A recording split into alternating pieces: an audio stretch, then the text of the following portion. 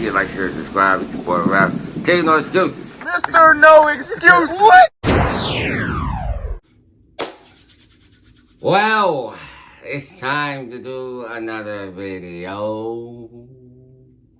How's everybody doing today? Y'all doing well? This is your guy Ralph, back with another video. Alright, now, if you were born in the 90s and the 2000s, you know this legendary cartoon Nickelodeon show, SpongeBob SquarePants. Alright, SpongeBob Conspiracy number 4, the evolution theory. Alright, we're gonna get into this. Alright, were you a SpongeBob fan? I wasn't a big SpongeBob fan, to be honest. And I know, some of y'all might not like that, but I wasn't. I mean, I was more of a Scooby-Doo kind of guy, Looney Tunes. I was more, Johnny Bravo. I was more of that kind of, that was kind of my lane. I was more of a Cartoon Network kind of guy. You know what I mean? But, Nickelodeon, it was cool, man. It was cool. It was cool. I personally like the Cartoon Network, but it's not about that. All right? It's not about that right now. All right. So it's about SpongeBob, and SpongeBob, man. I liked the episode where SpongeBob was taking a driver's test, and he kept failing, and then Patrick was walking him through it. They put a radio in his head. And then Mrs. Puff was like, "Oh, you did a wonderful job. You made me have to think that you were cheating over there." And then he goes, I'm cheating. Mrs. Puff, I'm cheating." And, just that and the one with Plankton.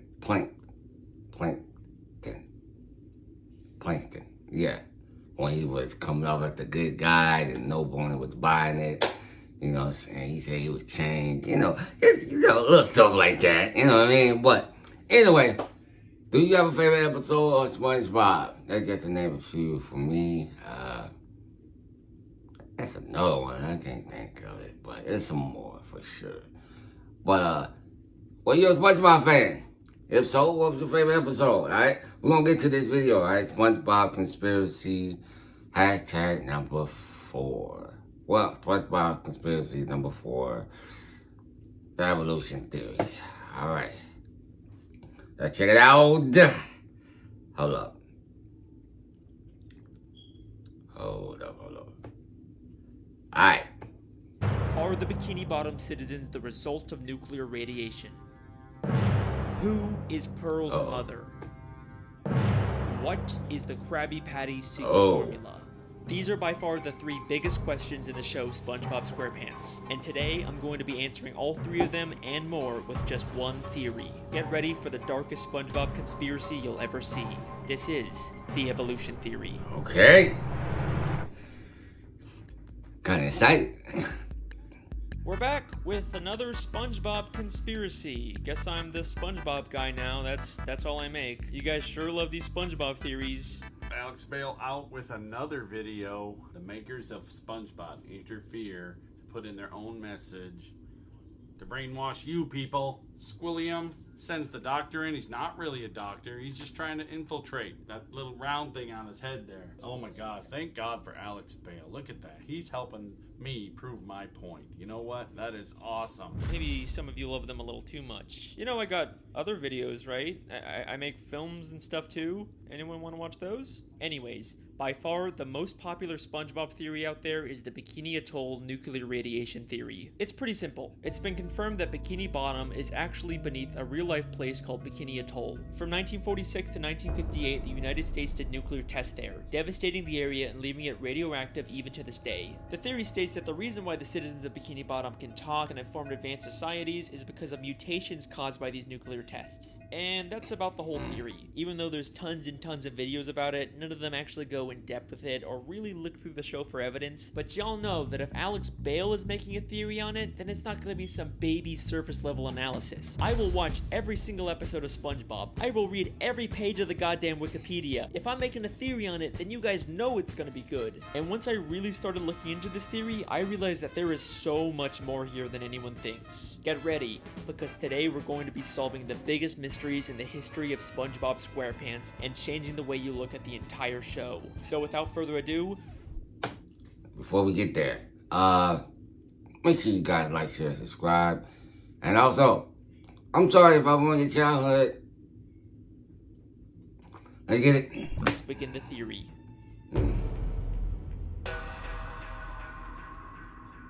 In order to find out whether the Bikini Atoll theory is true, we first have to determine whether fish talking and being so intelligent is unique to Bikini Bottom, or if that's just the way the SpongeBob universe works. You know, it could just be that all animals in this world are able to talk, and that's completely normal because at the end of the day, SpongeBob is still just a cartoon. Well, if we take a look at Season 10, Episode 10, Feral Friends, we get a bit of a hint about how the SpongeBob world works. In this episode, a green moon appears and transforms all the characters into less cartoony, real-life versions of themselves. I remember this. Just like in real life, they can't talk and end up trying to eat each other. The French narrator is watching all this unfold, and he says this very important line. I have been monitoring the behavior of the green moon all day. It is called Neptune's moon. Every 100 years, it de-evolves everyone in Bikini Bottom into primal fish. Every 100 years, it de-evolves everyone in Bikini Bottom into primal fish. So this implies that the characters in Bikini Bottom are more evolved and were once like these primal fish. But this doesn't prove that the evolution only exists in Bikini Bottom. It could still be a worldwide phenomenon. Remember that bonus DVD clip I found in my television theory? It was about humans studying fish in Bikini Bottom because of their intelligence. Land-loving scientists have tried to learn the secrets of intelligence. Their studies led them to the sea, where the citizens of one undersea colony demonstrated a genius so enormous, the scientists felt compelled to record their actions for use in teaching mankind how to live better. This makes it sound an awful lot like the fish in Bikini Bottom actually are uniquely evolved, and it's not some worldwide phase. Then, in the SpongeBob 20-year anniversary special, SpongeBob's Big Birthday Blowout, we get a major piece of evidence for this theory. SpongeBob and Patrick take a tour of the surface world and eventually go to a fish store and see some very realistic, less evolved fish. What kind of monsters would want to keep fish folk in jail like this?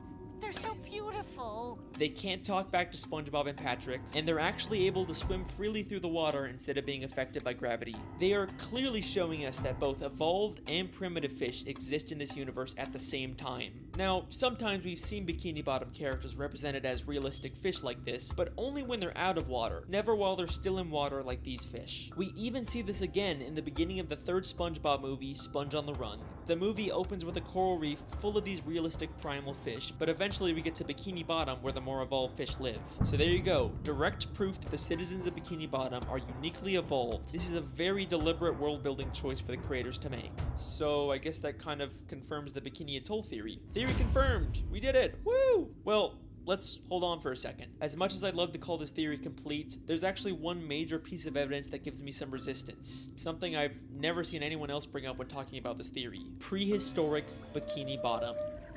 We've seen episodes like UGG or SB129 that show Bikini Bottom millions of years in the past, but we still see evolved versions of SpongeBob and Patrick. Sure, they may not be super intelligent or advanced, but they're still clearly way more evolved than the primitive, realistic versions we see in Feral Friends or in the fish store. So, how are we seeing these evolutions millions of years before the Bikini Atoll tests? Well, unfortunately, I think the only conclusion is that the Bikini Atoll theory just isn't true. I mean, clearly something has caused Bikini Bottom citizens to be uniquely evolved, there's no denying that. But whatever caused it took place millions of years ago and couldn't have been the Bikini Atoll nuclear tests. Then, what really caused the evolution? In the entire show, the only thing we've seen that directly affects the evolution of characters is the Green Moon and Feral Friends. Except the French narrator specifically calls it Neptune's moon. It is called the Neptune moon. Named after the ruler of the seven seas, King Neptune. King Neptune is a character who's been around since the beginning of the sea. He's a character who the Bikini Bottom citizens view as their god, and he's a character who has the ability to change fish into other forms. What the? Oops. King Neptune used his magic to turn the fish of the sea into more evolved subjects for him to rule over. He's the one who's been behind it all this time. Now, I could spend this entire video talking about King Neptune and his weird continuity and contradictions in the show, but I'll save that for another theory. What I'd much rather talk about are the implications of having evolved and primitive fish coexisting in the sea. Now, we know that this evolution isn't specific to just Bikini Bottom. We've seen different cities and places far across the ocean that still have talking fish, which makes sense because the marine life in Bikini Bottom has evolved to resemble humans, so it's no surprise that just like humans, they've expanded beyond Bikini Bottom and colonized other areas of the sea. But now, I have an interesting question for you. What is the relationship between evolved fish and primitive unevolved fish? Well, they probably just peacefully coexist in the sea without bothering each other. You know, just like real-life humans and animals. Wait a second.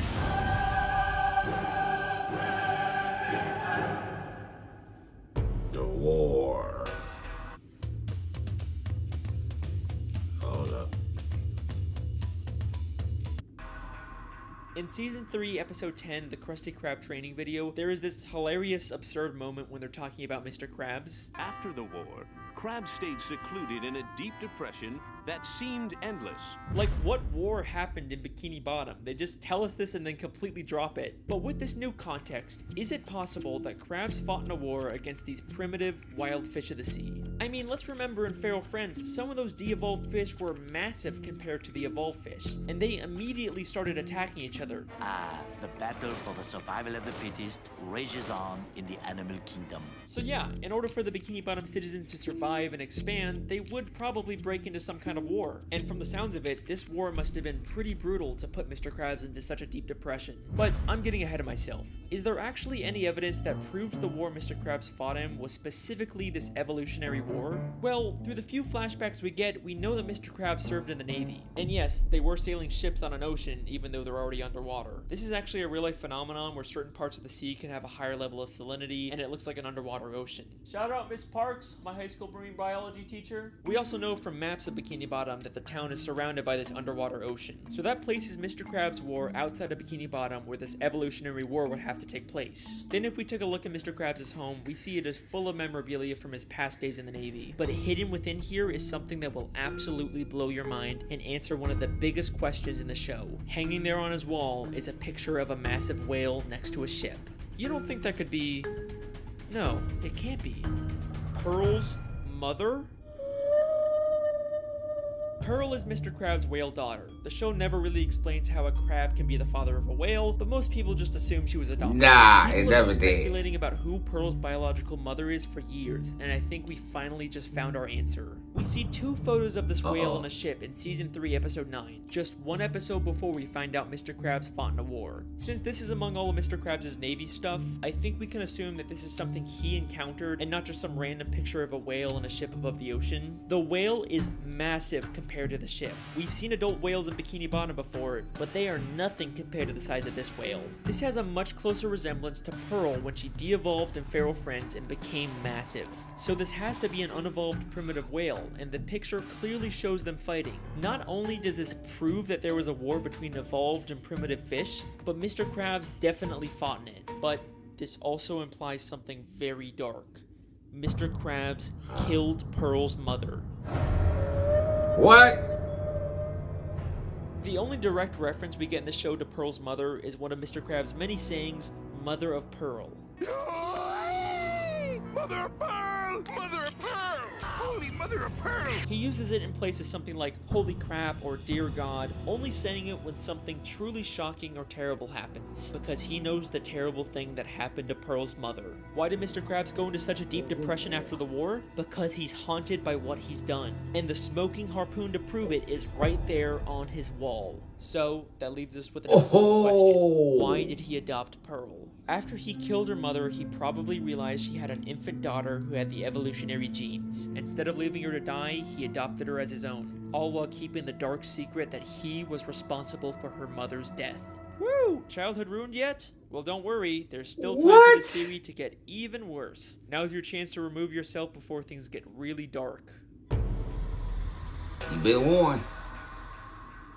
Still here? The Okay, part where so here's things a fun get question. dark. What's the deal with all the pets in Bikini Bottom? How come most fish are basically humans, but a snail or a worm acts like a pet? Well, just like humans have domesticated wild animals, it should be no surprise that evolved fish have domesticated primitive fish as pets. Unlike the massive primitive fish that the Bikini Bottom citizens had to go to war with, there's also smaller primitive fish like jellyfish, snails, spirit worms, seahorses, and clams that the Bikini Bottom citizens were able to form a symbiotic relationship with. Aww, and I thought you said this was gonna be the dark part, Alex. They're living peacefully together. That's nice. Okay, you got me. Here's another fun question. Where do the citizens of Bikini Bottom get their food? I mean, sure, some of it is plant-based, but there sure does seem to be an awful lot of meat-based food under the sea. I think you know where I'm going with this. The Bikini Bottom citizens eat primitive fish. Haha, it's not cannibalism if they're less evolved than you, right? There's no moral dilemma there. In Season 3, Episode 13, we see direct proof of this when the characters go fishing for primitive clams. This is something completely normal in this world. And then there's the chum bucket, which sells chum. Chum. Chum is literally just ground up fish. The show isn't even hiding this. Now, we don't really see too much of the meat harvesting side of Bikini Bottom, and I'm not surprised they're keeping it on the DL, you know, with the whole cannibalism thing, but there is one secret to making food that is kept more secret than anything in Bikini Bottom. The best kept secret in the entire show. You already know what I'm gonna say. The Krabby Patty secret formula. Throughout the show, there's been lots of contradictory evidence about the Krabby Patty secret formula. In Season 4, Episode 7, Mr. Krabs says it's an old family recipe. Your mother knows the Krabby Patty formula? Of course she does! It's an old Krabs family recipe! But in Season 5, Episode 1, apparently Mr. Krabs discovered it on his own by accidentally mixing random ingredients together. I've done it! I discovered the perfect patty batter! Sometimes it's a secret formula, sometimes it's a book, sometimes it's a secret sauce, and any glimpse we get at the formula is just random nonsense. There is a ton of contradictory evidence out there, but I think this might all be intentional. In order to throw people off, Mr. Krabs has spread misinformation about the Krabby Patty formula. In fact, he's already done this in Season 3, Episode 18 by hiding a fake formula for Plankton to find that says he's the secret ingredient. Mixed together with the most important ingredient of all, 4 heaping pounds of freshly ground plankton? And the contradictions aren't just inside the show. Even one of the SpongeBob crew members once said that Krabby Patties are vegetarian and contain no meat. But I've always been a little suspicious about what the creators say. They've also said that they're not allowed to show fish as food, except they clearly do with chum, clam fishing, and all the many gags where fish turn into food. It's almost like they're not allowed by Nickelodeon to publicly acknowledge this because that could create a controversy, but they could still sneak this dark secret into the show. So, what is the true secret ingredient? Where does the meat really come from? It's strange. We never really see Mr. Krabs get the meat delivered, or at least go out himself to get it. It's almost like he has all the meat he needs stockpiled somewhere. What primitive meat can Mr. Krabs have access to? Maybe he's been holding on to something from the war. What could Mr. Krabs have killed during the war that he doesn't want anyone to find out about? Something big enough to supply him with meat for years without needing more. What is it already? Be? You really gonna make me say it? Mr. Krabs is using Pearl's dead mother's carcass to make Krabby Patties. Woo! We did it! Yeah, we solved the mystery. Wow. We did it.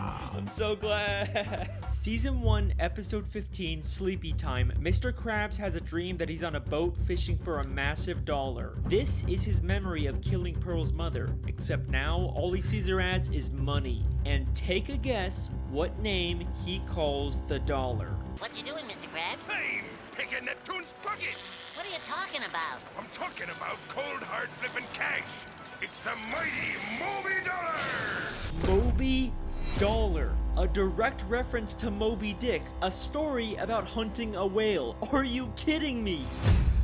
Oh. And that is the evolution theory. I warned you guys this would be a dark one. The Bikini Atoll theory, King Neptune, Pearl's mother, the Krabby Patty formula, we hit everything in this theory. Even if you don't agree with all of it, you gotta admit a lot of this makes sense. Eugene Krabs' aspirations for money and greed have caused him to do terrible, terrible things. At least his love for Pearl seems to be real, so maybe there's some small amount of good in him. And even though Pearl's mother probably provides tons of meat, eventually he's gonna run out and he'll have to face what he's done.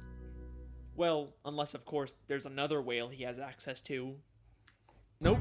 Nope. No. No. Mr. Krabs wouldn't do that. He loves Pearl. He's not just raising her for Krabby Patty meat. Even Mr. Krabs isn't that much of a monster. From every side I've ever seen to the sweetest sound I've heard, I'd gladly give up everything for all the money that I've earned. Huh.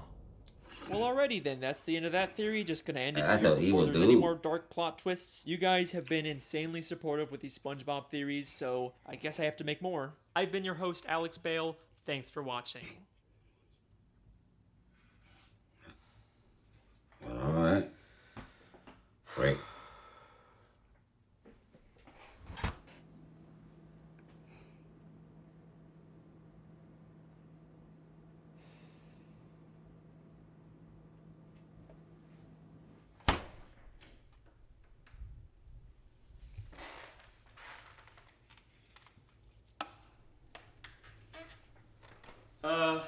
Hey, just want to let you know that I think I'm gonna take a break from the SpongeBob videos for a little bit.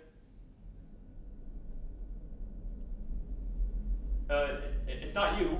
I mean, the videos are great. People love them. It's just, I think I want to go back to making actual films for a bit.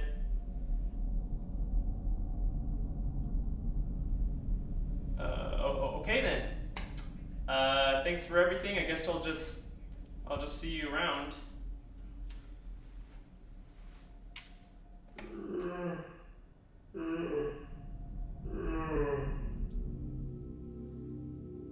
When I found you, you were unnoticed and unloved. But now you have millions of views. You have sponsors. Why would he But what the hell? forsake them? I just, I don't want to really make these videos forever. I don't want to be known as the SpongeBob guy.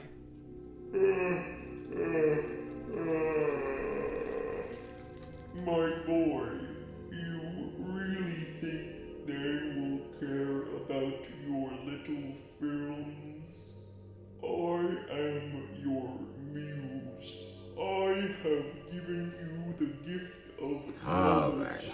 If you wish to go back to anonymity, then be my guest. But I know who you really are. Number 5. So there's gonna be a 5th one. Okay. Alright. Okay, alright, so well, that was shocking. Entertaining. Well, shocking. I enjoyed it, man. I hope y'all enjoyed it as well. We out here. Like, share, subscribe. Peace.